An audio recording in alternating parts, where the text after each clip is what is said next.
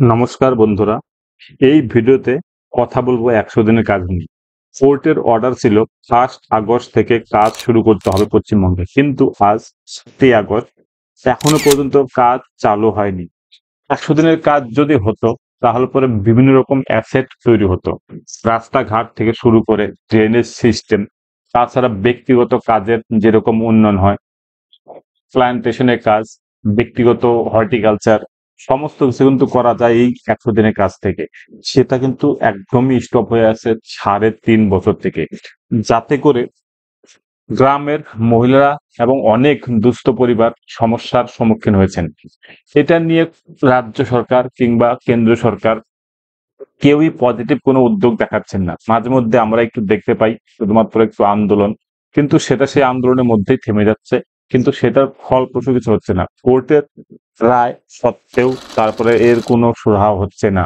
এবার চলুন দেখে নিই বিস্তারিত প্রতিবেদনটি কি হয়েছে এই 100 দিনের কাজ নিয়ে এবং কেন শুরু হলো না, তাতে কি বলেছে যে কেস করেছিল তারা। এখানে আমরা যেটা দেখতে পাচ্ছি সেটা হলো গিয়ে কলকাতা হাইকোর্টের নির্দেশ সত্ত্বেও পশ্চিমবঙ্গ এমজিএনআরজিএস প্রকল্প চালু করলো না। 2025 সালের 1 আগস্টের মধ্যে পশ্চিমবঙ্গে মহাত্মা গান্ধী জাতীয় গ্রামীণ কর্মসংস্থান নিশ্চয়তা প্রকল্প পুনরায় চালু করার জন্য কলকাতা হাইকোর্ট নির্দেশ দিলেও এখনো পর্যন্ত প্রকল্পটি বাস্তবায়িত হয়নি।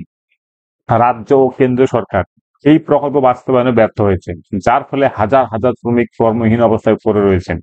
পশ্চিমবঙ্গ ক্ষেত মজুর সমিতি জানিয়েছে বিভিন্ন জেলায় ব্লক অফিসগুলো আবেদনপত্র গ্রহণ করছে না, এবং যারা আবেদন করতে যাচ্ছেন কিংবা শ্রমিকদের পাশে দাঁড়াচ্ছেন তাদের হেনস্থা ও ভয় দেখানো হচ্ছে। সমিতি দ্রুত পদক্ষেপ গ্রহণ এবং আদালতের নির্দেশ বাস্তবায়নের দাবি জানিয়েছে।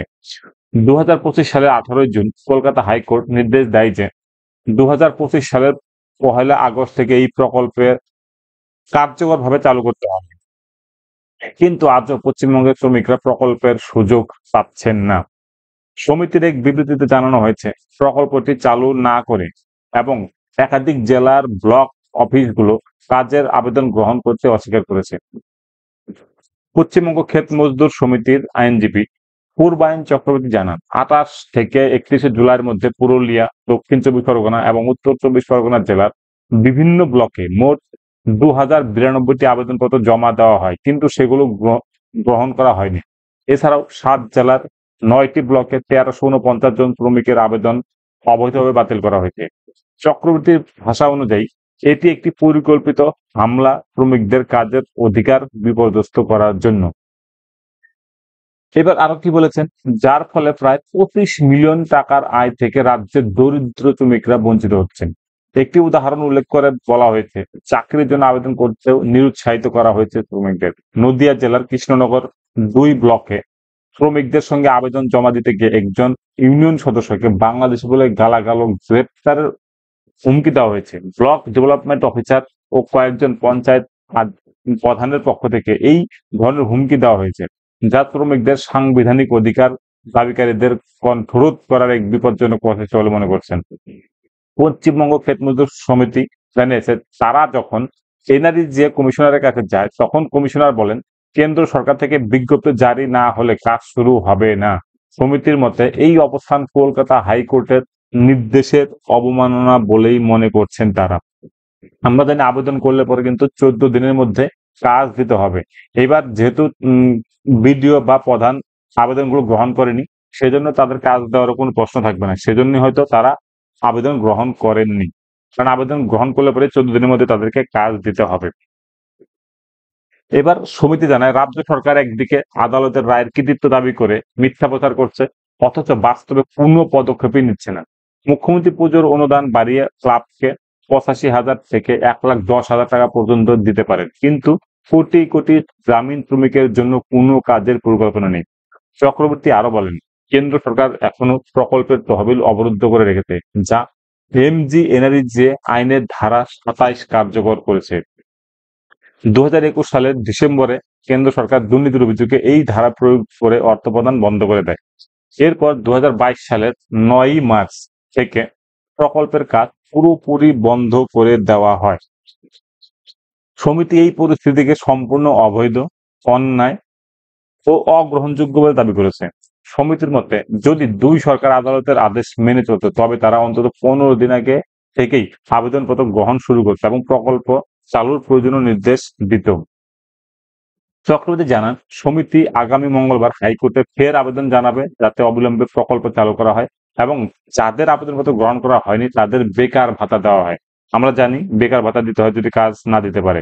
সমিতি আরো দাবি করেছে অবিলম্বে অবৈধভাবে আবেদন বাতিল এবং কর্মী সদস্যদের হুমকি দেওয়ার কাজ বন্ধ করতে হবে। এবার তাদের তুলনা একবার দেখে দিই ওয়েবসাইটে কি কি পরিবর্তন এসেছে 100 দিনের কাজে। আগে আমরা জানি NRJ.nic.in লিখে পরে কিন্তু ওয়েবসাইটটি খুলে যেত। তো সেখানে একটু পরিবর্তন এসেছে। দেখুন এখানে NRJ.DORD.nic.in এটা দিলে পরে কিন্তু এই ওয়েবসাইটটা খুলবে। তো এখানে আপনারা কিন্তু 100 দিনের যাবতীয় তথ্য, যাবতীয় কাজ, পেমেন্ট, লেবার বাজেট থেকে শুরু করে কি কি কাজ হচ্ছে ফিল্ডে সমস্ত কিছু কিন্তু আপনারা নিজেরাই দেখে নিতে পারবেন। কারণ এটা কিন্তু এখন একটা ওপেন সাইট, এখানে কোনো পাসওয়ার্ড বা ব্যাপার নেই। শুধু পাসওয়ার্ড বা লগ ইন করার অপশন গ্রাম পঞ্চায়েত বা ব্লক ডেভেলপমেন্টের আছে, যেখানে যখন কোনো কাজ হয় সেগুলো রিলেটেড এন্ট্রি করা হয়। তো এখন আপনি যদি দেখতে চান আপনার এরিয়াতে কি কাজ হয়েছে, কত সালে হয়েছে, কত টাকা পেমেন্ট হয়েছে, সমস্ত কিছু কিন্তু আপনি এই ওয়েবসাইটের মাধ্যমে কিন্তু দেখে নিতে পারবেন। এখানে অ্যাপ ডাউনলোড করার অপশন আছে, আপনি অ্যাপ ডাউনলোড করে নিতে পারবেন। কারণ অ্যাপের মাধ্যমে আপনি অনেক কাজের তথ্য পেয়ে যাবেন। দেখুন এখানে NMMS যেটা দেখালাম আমি, এখান থেকে জিও ট্যাগিং করা হয় এই অ্যাপের মাধ্যমে, যেটা দিয়ে অ্যাটেন্ডেন্স নেওয়া হয়।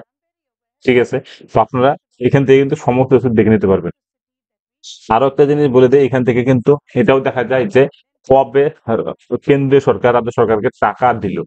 এখানে দেখুন একটা অর্ডার দেখাচ্ছে, এই অর্ডার গুলো কিন্তু করা হয়েছে যখন যে রাজ্যকে সেন্ট্রাল টাকা পাঠায় তখন তারা কিন্তু এরকম একটা চিঠি পাঠিয়ে দেয়। সেই চিঠির মধ্যে লেখা থাকে ডিটেলসে কত টাকা তাদের জন্য অ্যালট করা হয়েছে। এখানে পশ্চিমবঙ্গের কোনো লেখা নেই, অর্থাৎ পশ্চিমবঙ্গকে কোনো টাকা দেওয়া হয়নি। এবার আপনি যদি যে কোনো একটা ক্লিক করেন, দেখুন এখানে দেখাবে চিঠিটাতে লেখা থাকে ডিটেলস, এটা কোন পারপাসে ইউজ হবে, কত টাকা দেওয়া হয়েছে, সমস্ত বিষয় কিন্তু এখানে লেখা থাকে। তো যাই হোক, দেখা যাক এবার ভবিষ্যতে কবে কাজ শুরু হয়। তার জন্য পশ্চিমবঙ্গের সমস্ত জব কার্ডধারীরা ওয়েট করছেন। বন্ধুরা লাইক কমেন্ট শেয়ার করতে কিন্তু একদম ভুলবেন না।